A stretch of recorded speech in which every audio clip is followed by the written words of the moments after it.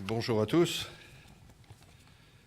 Plus qu'un long discours, je voudrais vous livrer quelques réflexions, j'espère qu'ils contribueront à enrichir nos travaux de cet après-midi. Peut-être en préambule, un petit rappel historique. La chute du mur de Berlin en 1989 a consacré la victoire du modèle capitaliste. L'économie de marché s'est totalement et définitivement imposée, créant l'émergence d'un capitalisme mondial. Et on a pu ainsi voir s'affronter trois formes de capitalisme. Le capitalisme anglo-saxon, qui fait la part belle à la finance. On peut s'interroger sur la place de l'homme, puisque la finance dans ce système est sans doute davantage au service de la finance qu'au service de l'économie. On peut aussi s'interroger quand ce système a contribué à la crise des subprimes ou au dépôt de bilan de Lehman Brothers et à l'expropriation de maisons de personnes qui s'étaient endettées pour la financer. Une autre forme de capitalisme a émergé parallèlement, le capitalisme d'État avec des fonds souverains qu'on trouverait plutôt en Russie ou en Chine. Là aussi, on peut s'interroger quelle est la marge de liberté qu'a l'homme dans ces organisations. Et puis, on a probablement en Europe et aussi en Amérique du Sud une forme de capitalisme que je qualifierais, si vous m'y autorisez, de capitalisme familial. Et on voit, et notamment sur ce territoire, l'émergence de très belles entreprises à Saint-Pierre-Mont-Limard, à Serqueux ou à Saint-Barthélemy, où probablement, voilà, on a davantage un souci du long terme qu'un souci d'une rentabilité du capital à court terme. On est prêt à s'endetter, peut-être à renoncer à un dividende, mais probablement en privilégiant la place de l'homme dans les organisations. Je vous livre cette première réflexion.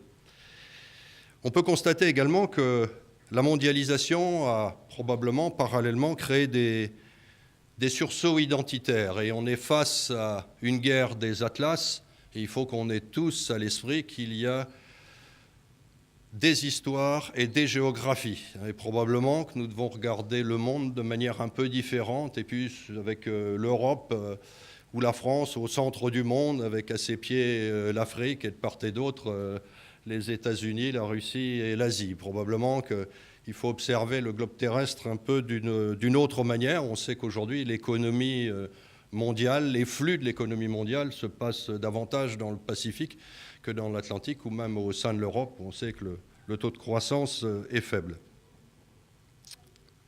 Mais on le sait parfaitement, même si au départ, on a été impressionné par cette crise qui nous est apparue, cette crise financière qui nous est apparue assez soudaine. On sait que, parallèlement, notre monde connaît une crise beaucoup plus profonde et à faire face à des mutations importantes. J'en citerai 7. La première, c'est le réchauffement climatique. À la fois, on peut s'interroger si demain, ce n'est pas de la vigne ou des abricotiers qu'on plantera au Royaume-Uni. Mais on peut aussi penser que ce réchauffement climatique nous obligera à faire face à des réfugiés, enfin faire face ou à accueillir des réfugiés climatiques. Est-ce que nous sommes prêts à les accueillir? Et nous devons probablement passer d'une logique créole, je dirais, à une logique métisse. L'eau deviendra rare, les rendements agricoles probablement baisseront. Par ailleurs, on cherchera à avoir peut-être moins d'entrants. Il nous faut donc être vigilants sur la gestion notamment du foncier. D'autant que, vous le savez, parallèlement, la population mondiale croît. Un deuxième enjeu auquel nous devons faire face, c'est l'enjeu énergétique. On peut constater qu'on a été biberonné à l'énergie fossile et nous devons abandonner ce modèle de prédation, d'extraire, transformer, jeter, pour probablement passer à un comportement plus vertueux de réduire, recycler et réutiliser. Nous devons aussi probablement nous interroger sur d'autres formes d'économie, l'économie circulaire ou l'économie quaternaire, l'économie de la fonctionnalité, probablement avec moins de comportement de consommateur, mais plus un comportement d'usager. Et probablement, et on pourrait enchaîner avec un troisième enjeu qui serait l'enjeu écologique, on doit veiller à ce que les produits n'aillent pas du berceau au tombeau, si je puis dire, mais plutôt du berceau au berceau, de telle sorte que des déchets d'une entreprise deviennent des matières premières pour une autre.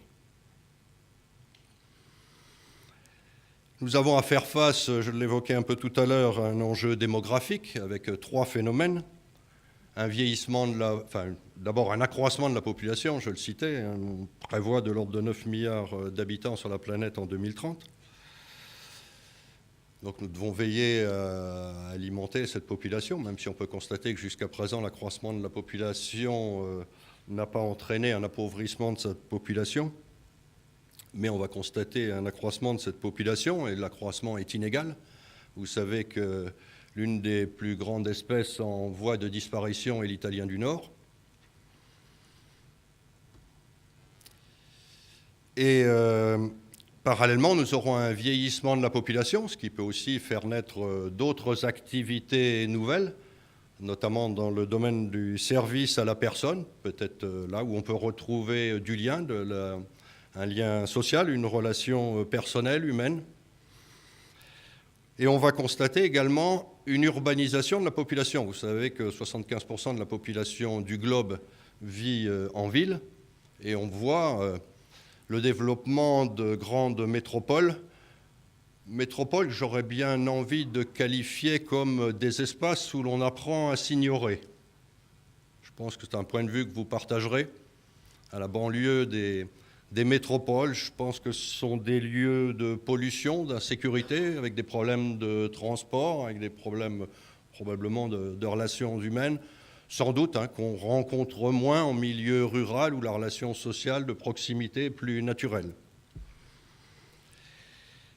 Et puis, nous avons un enjeu économique. Notre croissance est très faible, et probablement au travers de l'innovation, c'est au travers d'une économie qui est passée à une économie de la connaissance. Nous devons connaître de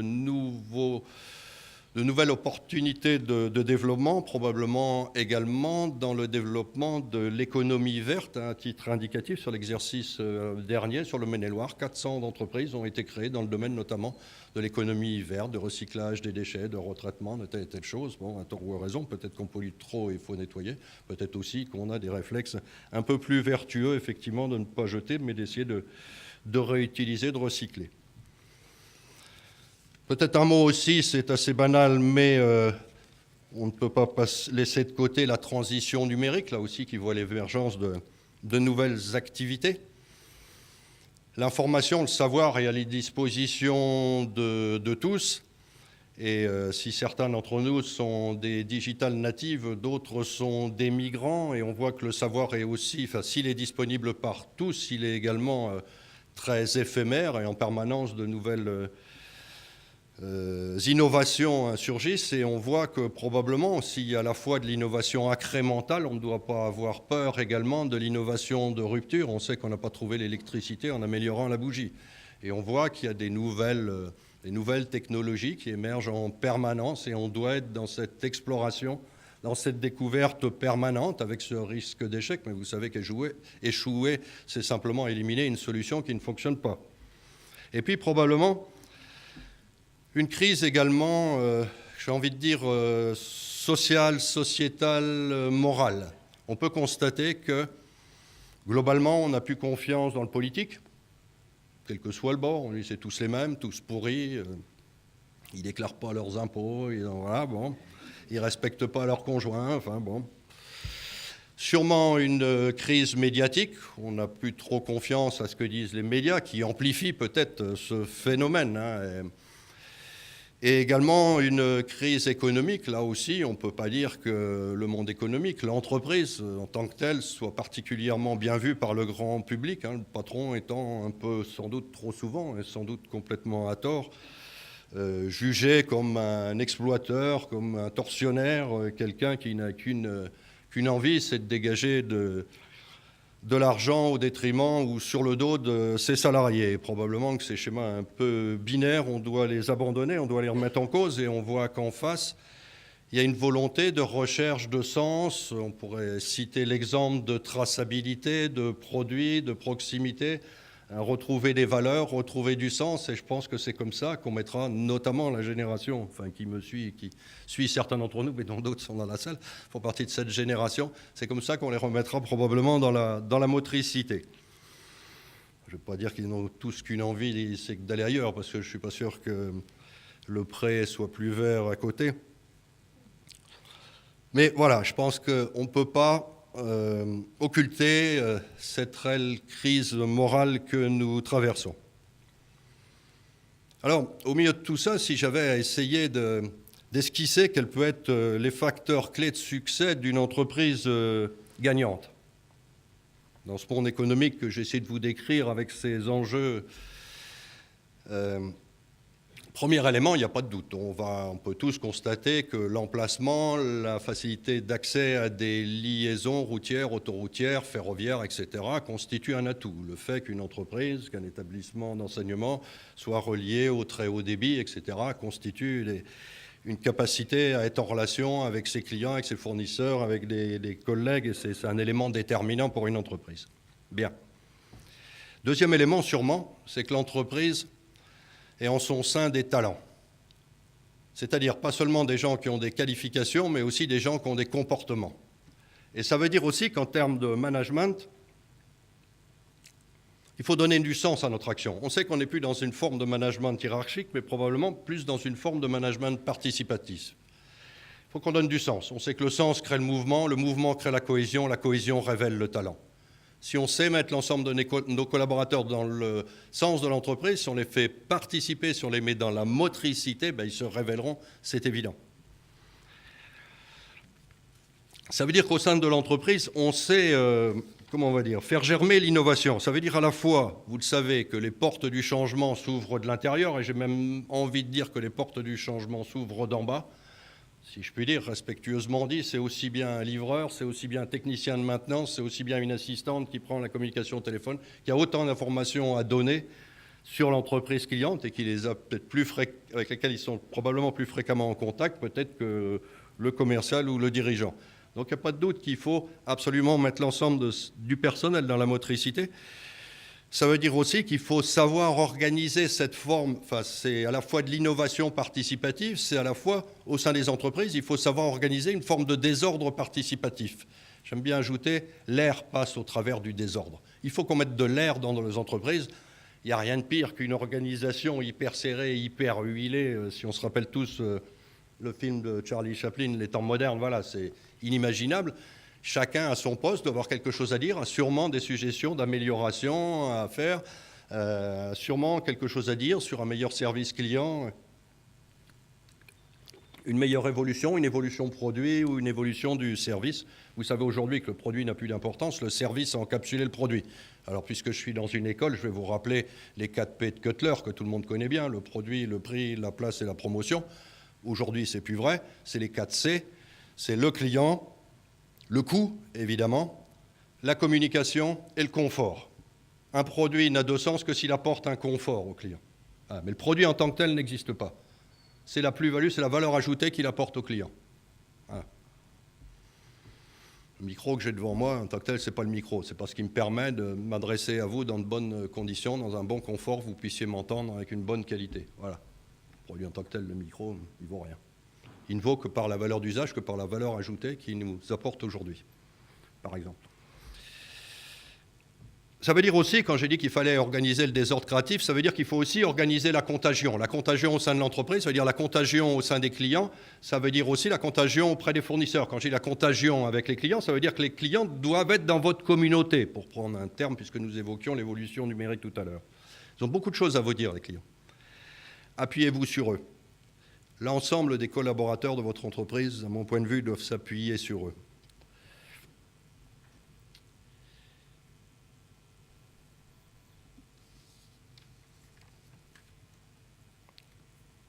Comme autre facteur clé de succès d'une entreprise, je pense aussi que l'entreprise doit être impérativement en réseau. Ça veut dire à la fois, évidemment, elle ne doit pas rester toute seule. Si je prends l'exemple d'un commerçant, il doit faire partie de l'association de quartier. Il y a sûrement une animation, une vitalité à donner à un quartier. Ça veut dire aussi qu'une entreprise doit faire partie d'un club, doit faire partie de clusters, doit faire partie de pôles de compétitivité, tout ce qui contribue à créer ce bouillonnement créatif, tout ce qui contribue. Vous savez que tous ces clusters sont des accélérateurs de performance, c'est ce qu'on appelle la fertilisation croisée. Une entreprise ne vivra jamais toute seule. Elle ne peut plus vivre toute seule. Il y a une telle compétition que c'est en échangeant, en partageant. Alors c'est extrêmement dur pour les entreprises parce qu'on peut avoir l'impression de confier une problématique à ce qui pourrait apparaître son concurrent. Ben, son concurrent doit devenir un allié et en mettant ensemble chacun ses problèmes, on va s'aider à les résoudre et on va progresser et l'un et l'autre. Je crois que c'est Michel Serres qui disait que le savoir en s'échangeant se décuple. Et puis c'est aussi une entreprise qui est ancrée sur son territoire. À la fois, il n'existe pas d'entreprise hors sol. Une entreprise, comment on dit, doit avoir des racines pour avoir des ailes. Quand j'évoquais qu'elle était dans son quartier, elle est aussi dans une région qui a des produits locaux, les Bretons savent bien les revendiquer, qui ont une histoire. Quand j'évoque les Cerqueux ou quand j'évoque Saint-Pierre-Montlimard, voilà, il y a une histoire qui fait que cette entreprise-là est pas ailleurs. Si Michelin est à Clermont-Ferrand, et Michelin, j'ai eu le plaisir de rencontrer le président de Michelin, il n'a aucune envie d'installer ses bureaux avenue de la Grande Armée. Il est très bien. Et Clermont-Ferrand n'est pas une métropole. Voilà. Vous savez que les métropoles, je vous disais, est un lieu où... Qu'est-ce que j'ai dit? On en apprend à s'ignorer, oui. Je dirais aussi que, vous le constaterez avec moi, les métropoles n'ont pas d'arrière-pays. Les métropoles sont au milieu d'un désert. Ils ont contribué à créer un désert autour d'elles. Enfin, je peux me tromper, je vous livre cette réflexion, qui n'engage que moi. Mais je pense qu'une entreprise, voilà, du sens, si elle est ancrée sur son territoire, elle est angevine, elle est bretonne, elle est française, et on peut être aussi citoyen du monde et être préoccupé par des aspects de pollution, de protection industrielle, de concurrence chinoise, etc., etc. N'empêche qu'elle est ancrée, elle a une histoire, elle a une âme. Je pense que c'est important pour elle. Et puis, dernier point que j'évoquerai, une entreprise gagnante est une entreprise qui a l'obsession de la satisfaction client. Si une entreprise, je le disais, qui a l'écoute des clients, on sait que le client... il en veut toujours pour moins cher, il veut pouvoir réclamer, il veut être unique, il va zapper, il va aller voir un concurrent, il va revenir chez vous, etc. Ben, c'est comme ça, voilà. C'est pas le diable. Ayez l'obsession de la satisfaction client, créez une relation. Le cœur a plus de mémoire que le portefeuille. C'est jamais le prix qui fait. Qu'est-ce qui fait que vous allez manger dans tel restaurant? C'est pas parce que c'est moins cher, c'est parce que vous... Minimum, c'est bon, évidemment. Comme chez le coiffeur, hein. Voilà, il faut quand même qu'il vous coupe bien les cheveux. Mais c'est parce que vous appréciez, il y a une bonne relation, il y a une relation humaine, il y a quelque chose qui se passe dans un restaurant, si vous êtes bien servi, si vous avez le sourire de la patronne ou le petit mot du patron qui vous offre ci, voilà, et si vous revenez 4-5 fois, il vous offre le café, je sais pas quoi, voilà. Il y a une relation qui se fait, c'est un endroit où on est bien, voilà, c'est fondamental. Il faut créer cette relation avec le client. Vous savez que le client qui achète chez vous fait un pas vers un rêve oublié ou inachevé. On achète toujours une part de rêve. On achète un moment de plaisir. Donc oui, nous, managers, au milieu de tout ça, nous devons être porteurs de sens et donneurs d'âme. Alors, si j'avais encore quelques mots à ajouter, si je retrouve mes petites notes, oui, voilà. En conclusion, j'avais envie de vous dire ça. Je pense qu'il faut que nous passions d'une culture de logique de masse à une culture de logique intelligente. D'une culture de volume à une culture de marge, une culture de prix à une culture de valeur d'usage, une culture de salariat à une culture de partenariat, une culture de hiérarchie à une culture de réseau, une culture de capital à une culture de population, une culture de productivité à une culture de créativité, une culture de compétence à une culture de talent, une culture de quantité à une culture de qualité. Voilà, quelques exemples. Je pense qu'il faut que nous veillions à réenchanter l'initiative individuelle, la prise de risque, la tentative. Je pense que réellement, nous sommes au siècle de la Renaissance, nous sommes au siècle des Lumières. Voilà ce que je voulais vous dire. Et puis en guise de conclusion, vous savez que je suis toujours gourmand de belles citations. Alors j'ai oublié de vous dire celle que je voulais dire en introduction, une qui me tient particulièrement à cœur, qui est celle Monique Cantos-Perber, qui est une philosophe, je crois bien que c'est la présidente de la Sorbonne, si je ne me trompe pas, enfin Paris 1 ou Paris, oui. Qui dit « Le héros est celui qui revendique sa responsabilité ». Nous sommes responsables de ce qui se passe, nous sommes responsables, nous sommes les guides et nous devons revendiquer cette responsabilité et nous avons un beau rôle à jouer. Et puis j'aime bien, je voulais vous suggérer en guise de conclusion une belle... Enfin, je trouve, vous en jugerez vous-même, pas que je vous dise qu'elle est belle avant que vous l'ayez entendue, c'est vous qui direz, d'Antoine de Saint-Exupéry, qui dit « Si tu veux construire un bateau, ne rassemble pas tes hommes et femmes pour leur donner des ordres, pour expliquer chaque détail, pour leur dire où trouver chaque chose. Si tu veux construire un bateau, fais naître dans le cœur de tes hommes et de tes femmes le désir de la mer. » Bon après-midi à tous.